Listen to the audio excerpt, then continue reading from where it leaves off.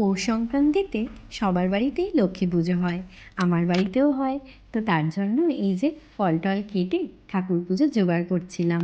আসলে ঠাকুর পুজোর জোগাড়ের পর পিঠে করারও একটা নিয়ম আছে, তো সেটাও করতে হবে। এই যে আলপনা দিচ্ছিলাম, আসলে এই সময় না আমার বাড়ির কথা খুব মনে পড়ছিল। কারণ পৌষ সংক্রান্তির এই পুজোতে এই যে কুলো, মই এইসব অনেক কিছু আঁকতে হয় আর কি। আর এই আঁকাগুলো আমি ছোটোবেলাতেই শিখেছি। আমার ঠাকুমা বসে বসে আমায় বলে দিত কী কী আঁকতে হবে, আর আমি আঁকতাম বসে বসে ভেবে ভেবে মনে করে এইগুলো আঁকলাম। তারপরে ব্রাহ্মণমশাই এলেন, তো এসে আবার পুজো করা শুরু হলো। তো পুজো হয়ে যাওয়ার পরে আবার এবারে পিঠে টিঠেও করতে হবে, এবারে আরতি করবেন আর কি।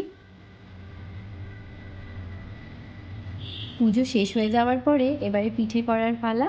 তো পুরপিঠে হয় আজকের দিনে আমাদের। পুরপিঠের জন্য সবাই বেশি আমাদের নারকেলের পিঠেটাই বেশি ভালোবাসে, তো সেই জন্য নারকেলের পিঠেই হবে।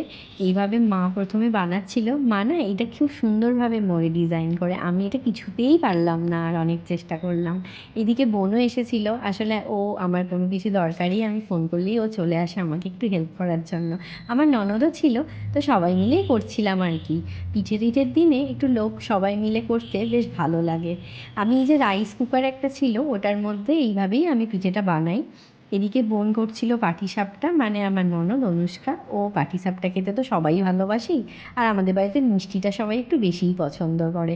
তো এদিকে পাটিসাপটা আর পুর পিঠে বানানো হয়েছে।